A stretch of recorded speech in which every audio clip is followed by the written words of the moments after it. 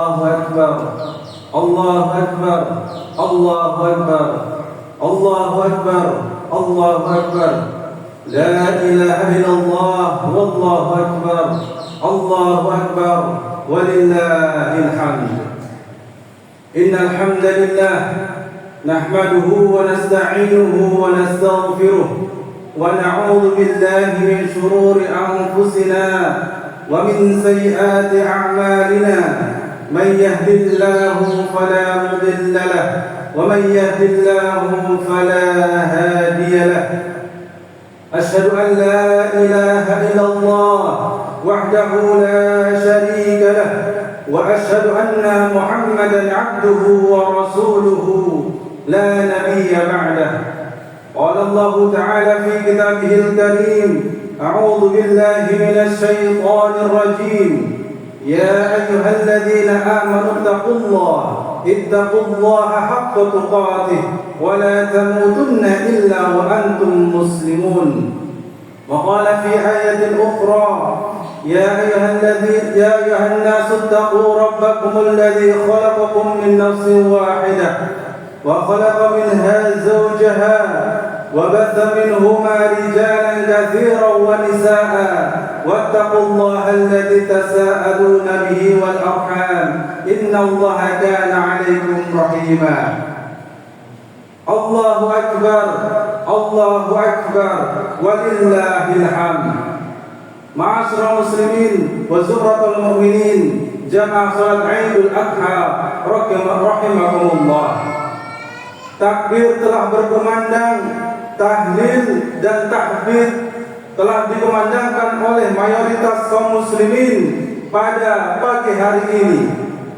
Mereka berkumpul dalam satu barisan, mereka berkumpul dalam satu shaf, tidak membedakan mana yang kulit putih, mana yang kulit hitam, tidak membedakan warna rambut, tidak membedakan bentuk rambut, tidak membedakan kasta sosial, miskin, kaya, berpangkat dan tidak berpangkat. Mereka semua berkumpul dalam rumah Allah Subhanahu wa taala untuk melaksanakan salat Idul Adha yang mulia ini. Allahu akbar, Allahu akbar, Allahu akbar walillahil hamd. Setelah beberapa hari kita berjuang untuk mendapatkan cinta dan ridha Allah Subhanahu wa taala, menghidupkan hari pertama di bulan Dzulhijjah, yang mana Rasulullah sallallahu alaihi wasallam bersabda, "Ma min ayyam al-'amalu shalih fiha ahabbu ila Allah min hadhihi al-ayyam." Qalu ya Rasulullah, wal jihad fi sabilillah? Qalu wal jihad fi sabilillah illa rajulun kharaja bi nafsihi wa malihi thumma lam yarji' min dhalika bi syai'. Ada suatu hari yang mana hari tersebut sangat dicintai oleh Allah Subhanahu wa taala, yaitu 10 hari pertama di bulan Dzulhijjah. Mereka bertanya, wal jihad? Wahai Rasulullah, apakah tidak termasuk jihad? Maka Rasulullah berkata, walal jihad, tidak termasuk jihad kecuali orang yang keluar fi sabilillah, berjuang di jalan Allah Subhanahu wa taala. Allahu akbar, Allahu akbar, Allahu akbar walillahil hamd. Ma'asyiral muslimin, sidang jamaah salat Idul Adha rahimakumullah. Hari perayaan Idul Adha tidak terlepas dari kisah atau peristiwa Nabi kita yang mulia, yaitu Nabi Ibrahim alaihi salatu wassalam.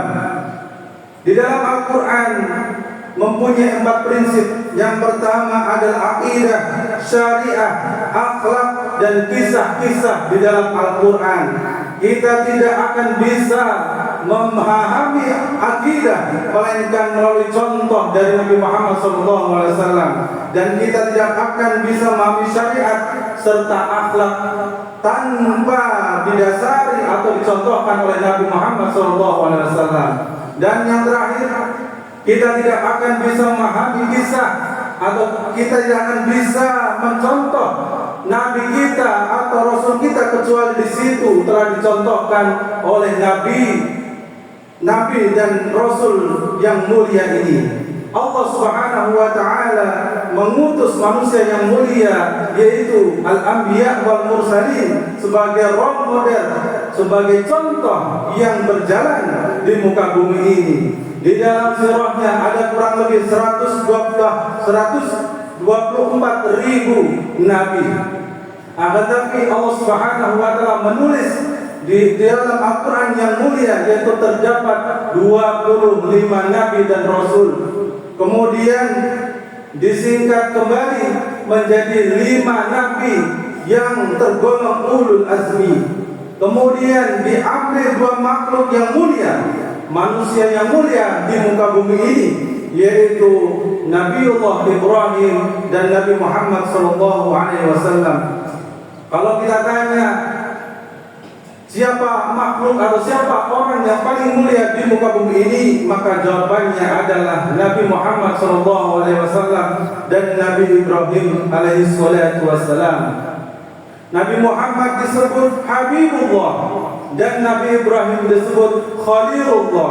Nabi Ibrahim disebut ulul azmi, masuk dalam kategori ulul azmi karena bukan bencana terhadap dirinya, karena bukan ujian terhadap dirinya, bukan penyakit, bukan kemelaratan, bukan kemiskinan. Tapi kenapa disebut ulul azmi? Karena beliau diuji dari segi dakwahnya Nabi Ibrahim alaihissalam. Kemudian kenapa beliau disebut Khalilullah, kekasih Allah Subhanahu wa ta'ala? Karena beliau sangat dekat dengan Allah Subhanahu wa ta'ala, mendermakan seluruh hidupnya untuk dakwah di jalan Allah Subhanahu wa ta'ala. Dan kenapa beliau disebut gelar Abul Anbiya? Karena kebanyakan nabi dan rasul yang ada setelah Nabi Ibrahim berasal dari keturunan Nabi Ibrahim alaihi salatu wassalam. Allahu Akbar, Allahu Akbar, Allahu Akbar, walillahil hamd. Ma'asyiral muslimin wal sunnatul mu'min, sidang salat Idul Adha rahimakumullah. Ketika kita berbicara tentang kisah Nabi Ibrahim alaihissalam, maka akan ada banyak pelajaran yang akan kita temukan, termasuk diantaranya seperti tauhid, berkurban, tentang teladanan keluarga, haji, air zam-zam, sa'i, dan seterusnya. Maka dari itu, pada kesempatan pagi hari ini, marilah kita sama-sama mengambil ibrah, karena Allah Subhanahu wa ta'ala dalam ayatnya menegaskan kepada kita atau memerintahkan kepada kita untuk fa'tabiru, untuk i'tibar, untuk mengambil ibrah dan pelajaran yang telah dilaksanakan atau yang telah dialami oleh nabi-nabi kita terdahulu. Allahu Akbar, Allahu Akbar, Allahu Akbar, walillahil hamd. Pelajaran yang pertama yang bisa kita ambil dari pelajaran kisah hidup Nabi Ibrahim adalah Nabi Ibrahim alaihissalatu wassalam selalu dari awal hidupnya mendakwahkan tauhid kepada Allah Subhanahu wa ta'ala.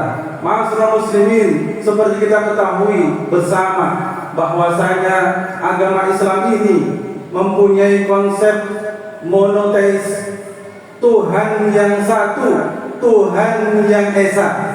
Tidak memiliki keyakinan Tuhan yang ganda atau Tuhan yang jamak yang lebih dari satu atau lebih dari 2. Tauhid ini juga diajarkan oleh para ulama, yaitu ifradullah subhanahu wa ta'ala, mengesahkan Allah subhanahu wa ta'ala dari segala bentuk perbuatan Allah subhanahu wa ta'ala, menyembah hanya kepada Allah, berdoa hanya kepada Allah, meminta hanya kepada Allah, takut hanya kepada Allah, cinta, berharap dan berkurban hanya kepada Allah Subhanahu wa ta'ala.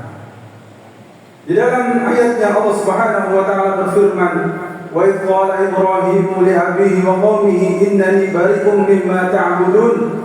Ingatlah ketika Ibrahim berkata kepada ayahnya dan kaumnya, sesungguhnya aku berlepas diri dari apa yang engkau sembah. Illa alladzi fatarani fa innahu sayahdin. kecuali kamu menyembah Allah dan menciptakanku. Wa ja'alaha kalimatan baqiyatan fi 'aqibihi la'allahum yarji'un. Ma'asyiral muslimin wa zumratal mu'minin rahimakumullah.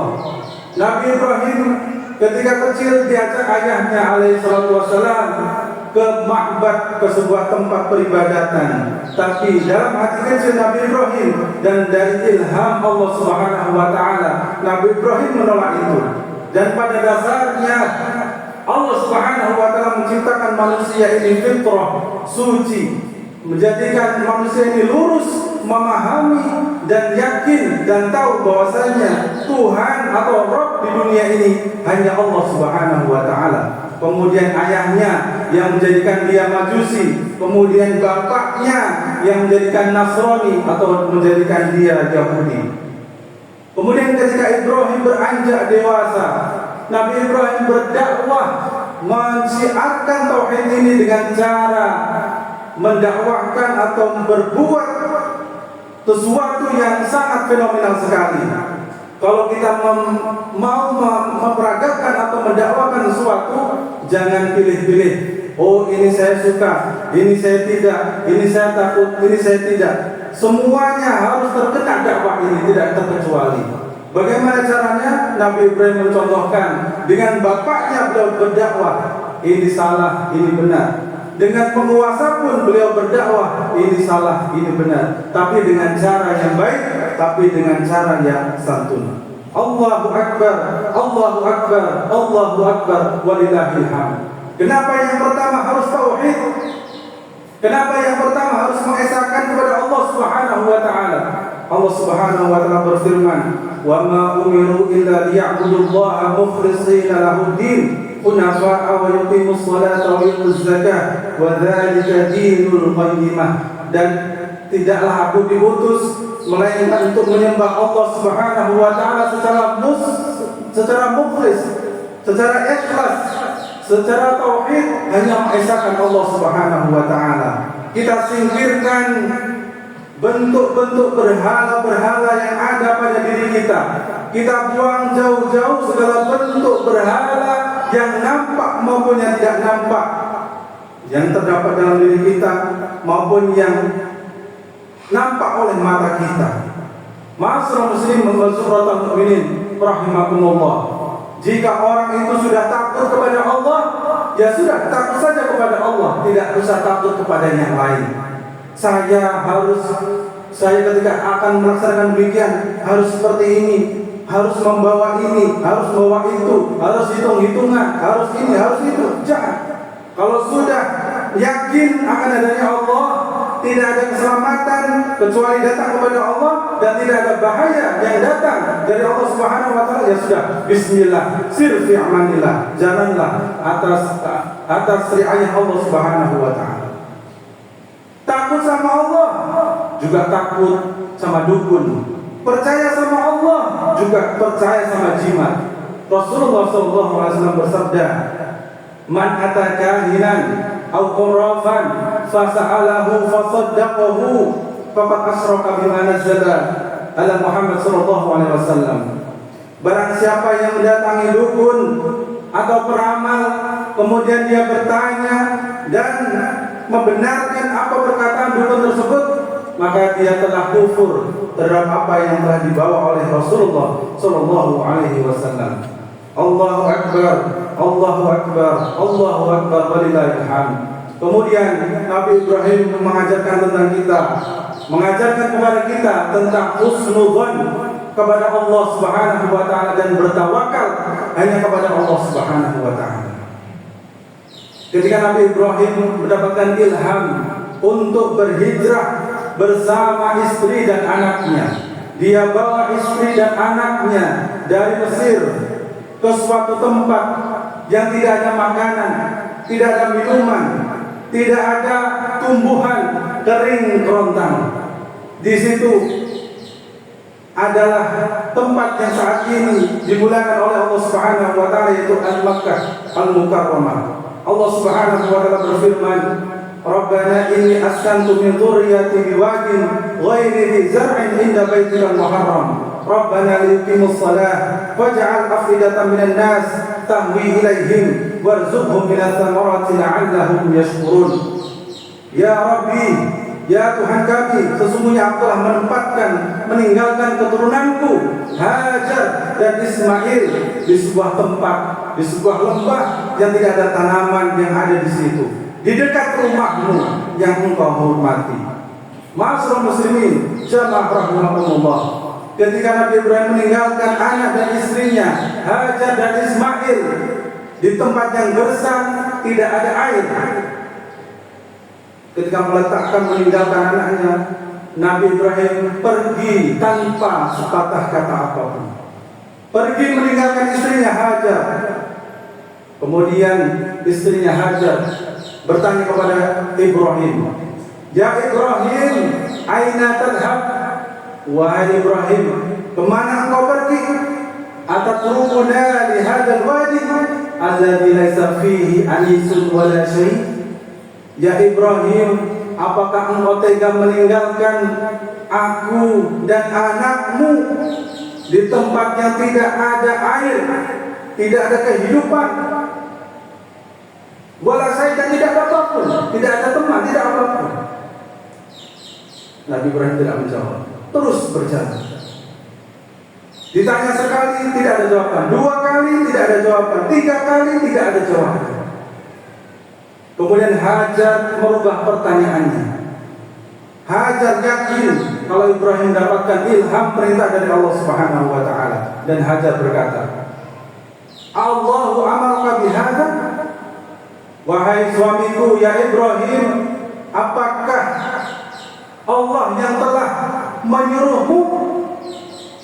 Kemudian Ibrahim berkata, "Ya." Idan lan yudayyi'un Allah.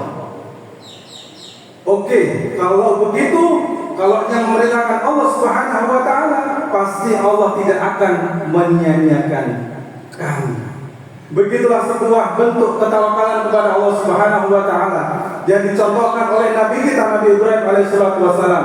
Ketika kita menggantungkan seluruh urusan hanya kepada Allah, maka Allah tidak akan meninggalkan kita. Ma'asyiral muslimin wa sumratal mu'minin rahimakumullah. Kemudian pelajaran yang diajarkan kepada kita dari Nabi Ibrahim adalah Nabi Ibrahim adalah sosok anak yang berbakti. Nabi Ibrahim adalah sosok orang tua yang baik. Nabi Ibrahim adalah sosok suami yang baik. Apa buktinya? Ketika Nabi Ibrahim kecil, beliau disuruh untuk melaksanakan ritual ibadah-ibadah yang tidak sesuai dengan ajaran Islam. Beliau tidak mengatakan tidak. Beliau tidak mengatakan salah ini bapakku. Beliau tidak mengatakan bapakku Anda salah, Anda sesat. Tidak. Tapi Nabi Ibrahim menyampaikan dakwah ini dengan cara yang halus dan elegan. Ketika remaja juga seperti itu, tidak pernah menyalahkan atau mengkafirkan bapaknya. Apa yang dilakukan Nabi Ibrahim? Berdakwah dengan santun, berdakwah dengan elegan kepada bapaknya. Ini menandakan apa? Sejelek-jelek atau seburuk-buruk, mohon maaf, orang tua kita yang punya orang tua kita masih jauh dari ajaran Islam, jangan sampai dijauhi. Jangan sampai disalahkan, jangan sampai disesat-sesatkan, karena bagaimanapun itu adalah orang tua kita. Allahu Akbar, Allahu Akbar, Allahu Akbar, walillahil hamd. Kemudian Nabi Ibrahim adalah sosok suami yang baik. Ketika Allah takdirkan Sarah, istri Ibrahim yang pertama, tidak kunjung hamil, lama untuk hamil, Nabi Ibrahim tidak pernah sama sekali menyalahkan istrinya. Wah istriku, kamu gimana? Wah istriku, kamu tidak. Tapi Nabi Ibrahim terus menyemangati, memotivasi, menemani Sarah sampai beliau mendapatkan kandungan atau anak yang selama ini diimpi-impikannya. Kemudian Nabi Ibrahim menjadi contoh orang tua yang baik. Ingatlah ketika Nabi Ibrahim mendapatkan perintah untuk menyembelih anaknya, beliau secara secara kebapakan, secara otoritas tidak langsung kamu harus ini. Tapi Nabi Ibrahim alaihi salatu wassalam mengajak dialog, mengajak komunikasi anaknya.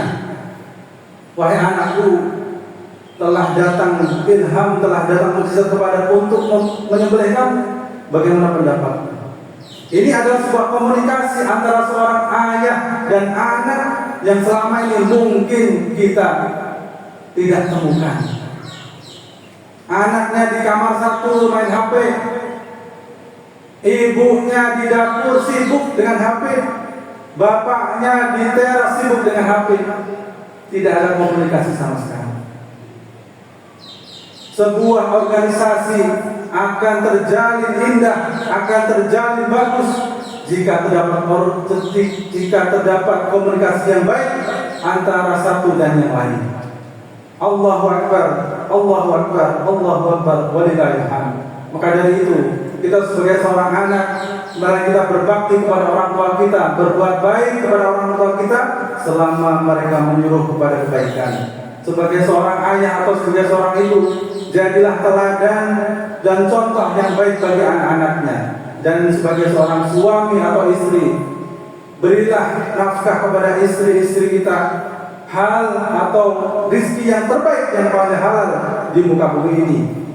Dan untuk para istri, Rasulullah SAW sudah memberikan peringatan, banyak sekali wanita yang masuk surga karena kurang bersyukur dan lupa kebaikan.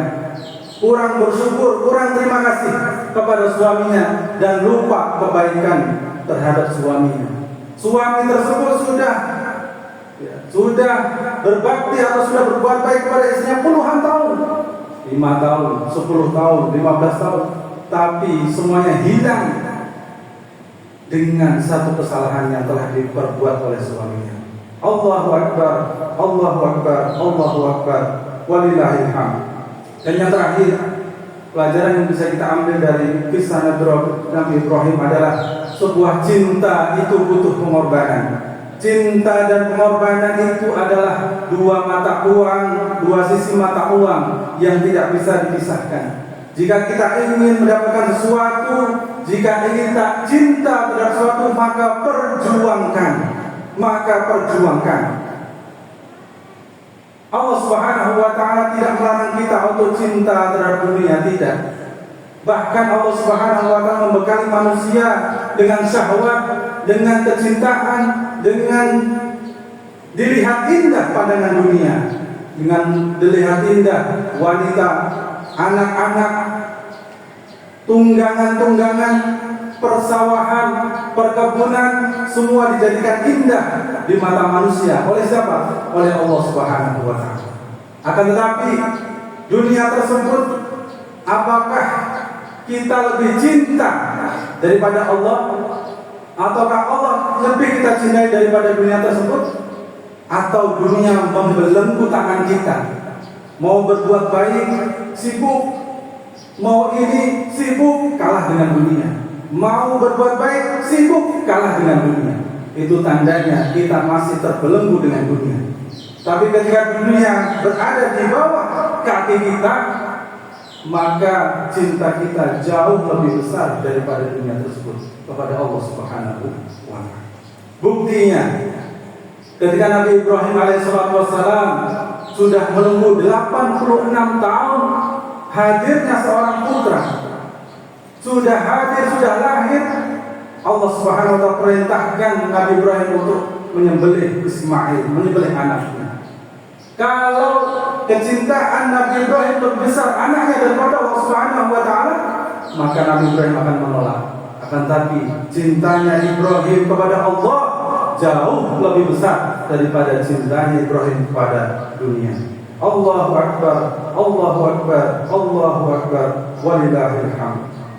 Di penghujung khutbah ini, mari kita sejenak menundukkan jiwa dan hati untuk menyampaikan doa-doa kita kepada Sang Maha Pendengar, Allah Subhanahu wa Ta'ala. Semoga doa-doa itu terhantarkan ke sisi Allah Subhanahu wa Ta'ala dengan ibadah kurban yang kita tunaikan pada hari ini. Bismillahirrahmanirrahim. hamdan na'imin, hamdan syakirin, hamdan yu'afi na'amahu wa yukafi mazidah. Allahumma salli ala Muhammad wa ala ali Muhammad kama sallaita ala Ibrahim wa ala ali Ibrahim, wa barik ala Muhammad wa ala ali Muhammad kama barakta ala Ibrahim wa ala ali Ibrahim innaka Hamidum Majid.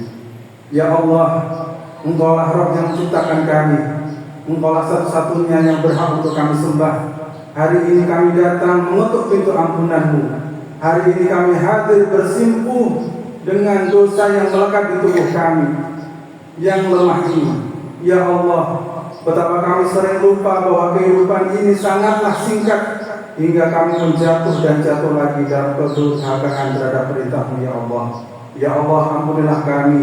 Ya Allah, ya Rabbana, dari bumi Indonesia ini perkenankan doa kami untuk saudara-saudara muslim kami yang terjajah dan yang tertindas di berbagai belahan bumi ini.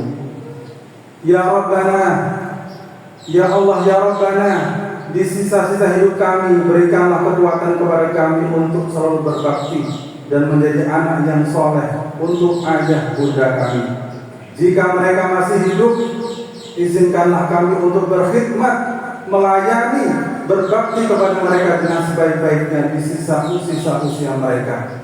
Jika ayah ibu kami telah tiada, maka izinkanlah kami untuk menjadi sisa-sisa kebaikan mereka yang terus-menerus menjadi ladang kebaikan dan jadi penerang di alam kubur mereka. Ya Allah, ya Rabbana, ampunilah durhaka segala bentuk kejelekan kami kepada ayah bunda kami. Ya Allah, ya Rabbana, berikanlah kami kekuatan dan kemampuan untuk menjadi orang tua yang terbaik untuk putra-putri kami. Hanya Engkau satu-satunya yang dapat memberikan kekuatan untuk mendidik mereka dengan sebaik-baiknya.